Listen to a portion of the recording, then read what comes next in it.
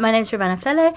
I'm the Young Court Manager at the Royal Court. So I work in the Young Court Department, and we work with young people aged 8 to 25, schools, teachers, and take out productions, as well as bringing young people into the theatre as well. Brilliant. So would you mind expanding just a little bit on that, sort of what the Young Court does, sort of what's the heart and the motivation behind it? Yeah. So Young Court, we obviously for the Royal Court, the most important person is the writer, and it's about finding new stories and unheard voices, and that trickles all the way down to the young people's work as well. So there should be a real mirroring and connection of the young people's work and the artistic vision of the building. So we work with young people from across London and nationally. We are really committed to finding new voices and widening access into theatre for young people. So that's in careers, in the plays that they see, and being theatre goers and hopefully the future audiences and makers of theatre. Why is it important to start at a young age to get people involved with everything you've just been saying?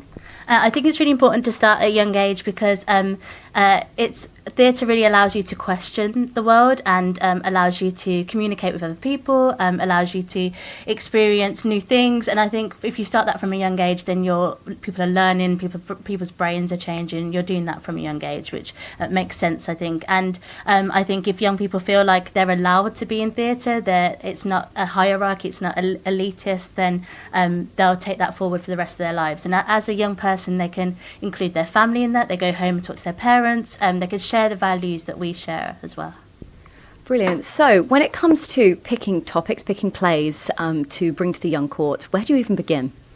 Sorry, do you mean for touring schools? Yeah, yes. So, well, in general, I suppose. So actually what you focus on. So how do you choose those plays as the one that we'll touch on in just a second, or actually some of the issues that you do come across and bring through?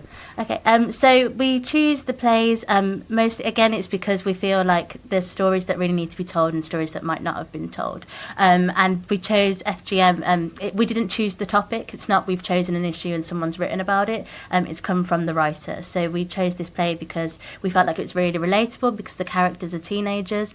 We felt like it's really important, particularly in the environment of the No Grey Area campaign, that we're talking about violence against women and girls, and that young women and young boys feel like that they can be advocates for other young people in that area. We don't, as I said, we don't really go out and say, okay, we're going to work around this issue, we're going to work around with these people. We usually try and sort of farm it and cultivate it and find it from the young people themselves. So when we do things like we did something called Open Court 3 years ago now, we asked the youth board, who are young people who work in every department of the theatre, we said to them, what do you want this to be about? So they programmed the theatre for 3 weeks and we just handed over the keys, and they felt like in their lives, in the education system, in the world, that they didn't have any autonomy, that they didn't have any agency.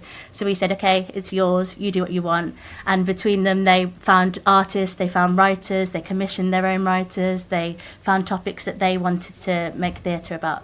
And really interestingly and brilliantly, their thinking has changed the theatre already. So there's topics that they wanted to look at or things that they wanted to explore that is now built into our work of Young Court or built into the Royal Court, or things that have been commissioned in the wider programming. So it's really about a conversation and really bringing out what the young people want, to have a two-way dialogue, rather than us saying, we're going to do this for you, this is the issue you should be learning about. It's more of a conversation in that way.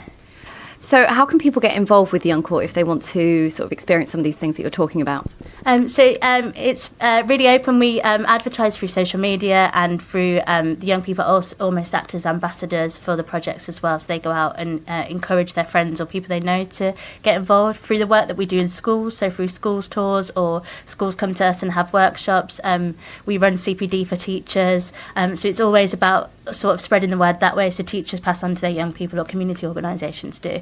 I think it's really important, if you're thinking about changing the face of theatre or the people that are going to the theatre, you have to go to them. You can't sit in your ivory tower and wait for them to come to you. So we go out and do taster workshops, meet people. Sometimes I'll just go to a community group and say hello and make them realise that I'm not scary, and then they feel like they can come back to the building and it is a place for them. So with the tour that is going on at the moment, Cuttin It, obviously it is dealing with a very sensitive topic. How do you approach that when it comes to the workshops and sort of actually with the play itself? I know you sort of said it was the play first, but how do you go about developing that into a play that you can take into schools? Yeah, so the play itself didn't change at all. We worked with a lot of professionals. So we worked with a clinical nurse specialist around gynecology, and particularly paediatric gynecology. We worked with an organisation called Solace, who are a women's aid group. So it's been a lot of consultation, a lot of really understanding the issue ourselves, doing lots of research, and then bringing it into schools. So I was really...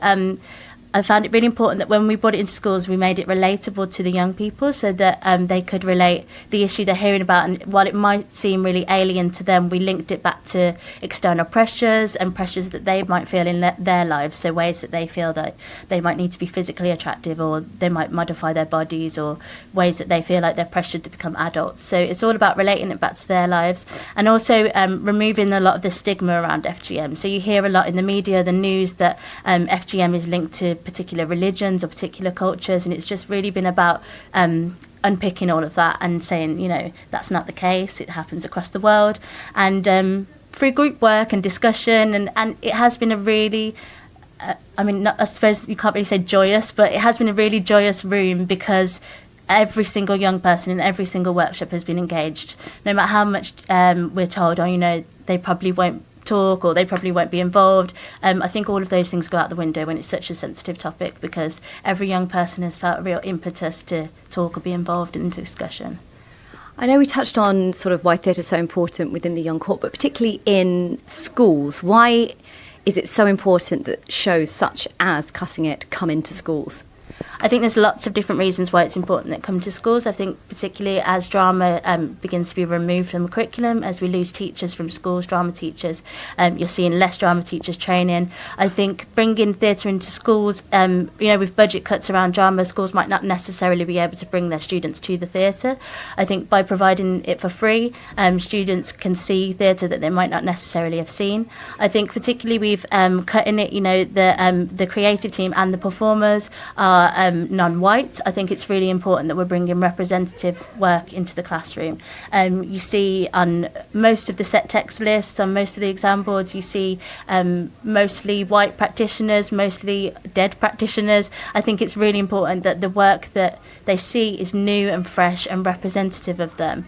And that's something that we're really passionate about in Young Court, and something that we're really hoping to change. So there's something called the LTC, which is the London Theatre Consortium. And we've been doing a lot of work around this in Young Court, so looking at the lack of female writers on the curriculum, looking at how we can bring new writing into schools more. So I took all of that thinking to the LTC, which is made up of 12 London theatres, 14 London theatres, and we have come up with this event which we're inviting theatre representatives, exam board representatives, teachers, young people, and writers and directors that feature on the curriculum or who teachers look at a lot. And we've invited all those people together to try and join up the conversation, try and bring theatre into schools, try and bring diverse and inclusive theatre into schools, and support teachers in that, because at the minute teachers are teaching for targets, teachers are teaching for a set way of working, and I think as an industry it's important for us to go to schools, and the industry isn't going to change or develop unless we do that. So if people want to find out more about not only the project you just spoken about, but the Young Court in general, where can they go to find out sort of social media tags and things? So you can go to Royal Court website and you can look at get involved, and then there's the Young Court section. You can also go on the Royal Court websites, Twitter, Instagram. I think it's just at Royal Court Theatre, and you'll find lots of information about what we do there. Brilliant. And lastly then, the future, looking into the future, what are your plans? Okay. So we're a lot of plans. So we're going to do more new writing work. We're going to be working in sort of satellites and have different groups.